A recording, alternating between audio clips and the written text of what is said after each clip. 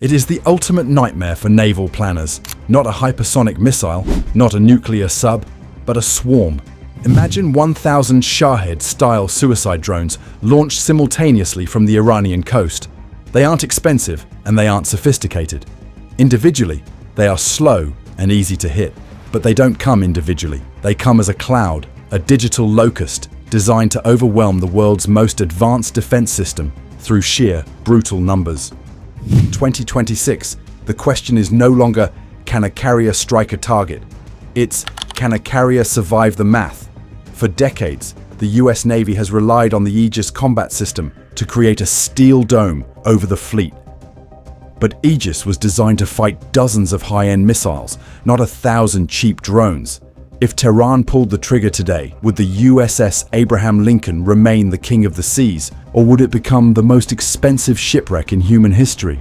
Today, we are breaking down the physics of the swarm, the magazine depth crisis, and the terrifying reality of what happens when the defense runs out of bullets. Part 1. The drone math. Why 1,000? To understand the threat, you have to understand the economics of modern war. A single US Navy SM-6 interceptor missile costs roughly $4 million. A single Iranian Shahed 136 drone costs about $20,000. Do the math. For the price of one American interceptor, Iran can launch 200 drones. This isn't just a military challenge, it's an economic kill switch. If Iran launches 1,000 drones, they aren't expecting 1,000 hits. They are expecting to force the US Navy to expend its entire magazine of high-end missiles on targets that cost less than a used car. In 2026, Iran's production capacity has reached a staggering 140,000 drones per year. They have moved beyond dumb flight paths. New swarm intelligence software allows these 1,000 drones to talk to each other. They can approach from 360 degrees simultaneously, diving from high altitude, while others skim the waves. They are designed to saturate the radar. Even if the Navy has a 99% success rate, 10 drones, each carrying a 40-kilogram warhead, will still strike the deck. And 10 hits on a carrier's flight deck doesn't just damage the ship, it ends the mission. Part 2.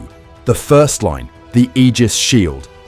The first thing these 1,000 drones would encounter is the Aegis Combat System, distributed across the carrier strike group's destroyers and cruisers.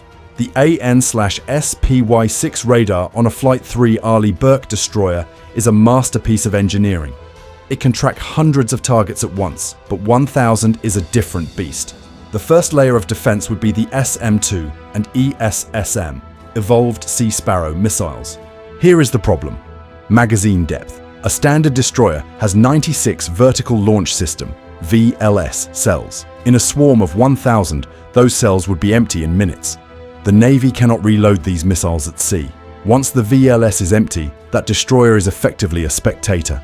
In a 1,000 drone scenario, the Aegis system is forced into a selection crisis. It has to decide which drones are the most dangerous. But because they all look the same on radar, the system is forced to fire on everything.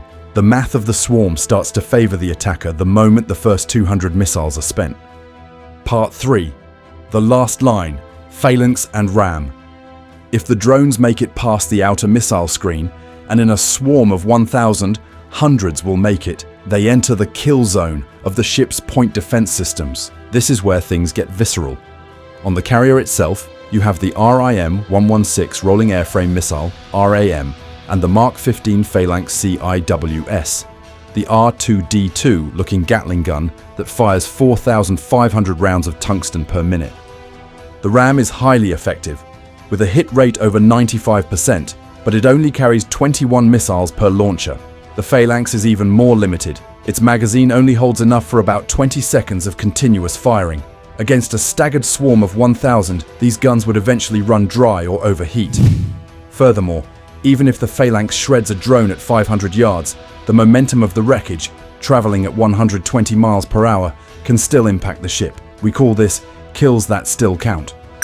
In 1983, a target drone destroyed by a phalanx still struck the USS Antrim, killing a sailor and starting a major fire. Now multiply that by 100 drones simultaneously. Part 4. The 2026 wildcard, directed energy. There is one thing that could change the math. Lasers. In 2026, the US Navy has finally begun scaling directed energy weapons. The USS Preble is currently the only destroyer equipped with the Helios 60 kilowatt laser. Lasers are the infinite magazine. As long as the ship has fuel to run its generators, the laser has bullets. In recent tests, Helios successfully downed 4 drones in seconds. But 60 kilowatts is low power. It takes several seconds of dwell time to burn through a drone's housing. Against 1,000 drones, one laser isn't enough. You would need a fleet of Trump-class battleships. The new 2026 initiative for nuclear-powered vessels designed specifically to house megawatt-class lasers. These weapons could, in theory, sweep the sky like a flashlight, popping 10 drones per second, but as of today, that technology is still in its infancy. The US Navy is currently in a technology gap. They have the lasers to prove it works, but not enough of them to stop a 1,000-count swarm. Part 5. The smart blockade and jamming. If the carrier can't shoot them all down, can it switch them off? This is the realm of electronic warfare, EW. The EA-18G Growler and the shipboard SLQ-32V7 Block 3 systems are designed to fry a drone's brain. By saturating the air with noise, they can sever the link between the drone and its GPS or its operator. But Iran has learned. The 2026 generation of Shahed drones uses optical navigation.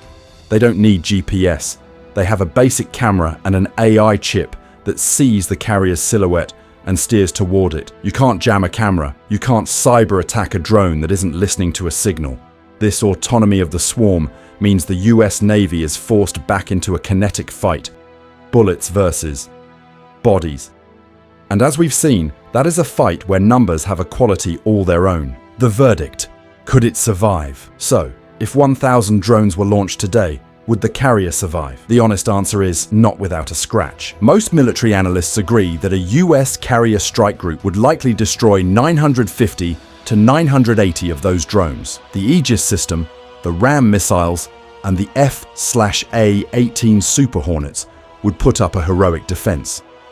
But 98% successful is a failure in carrier aviation. If just 20 drones hit the island or the flight deck, the carrier is mission killed. It might not sink.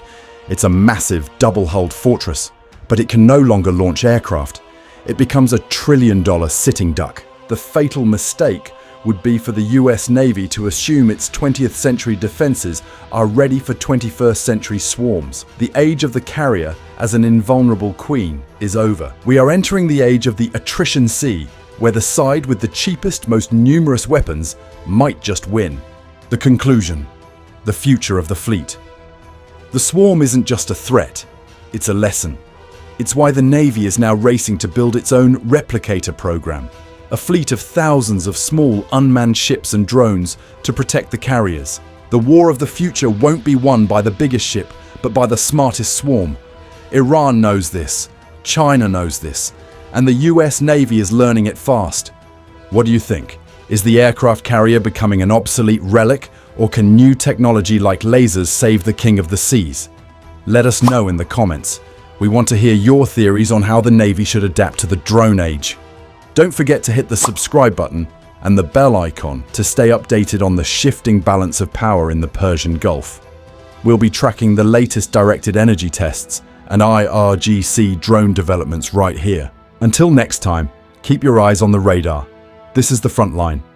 Thanks for watching.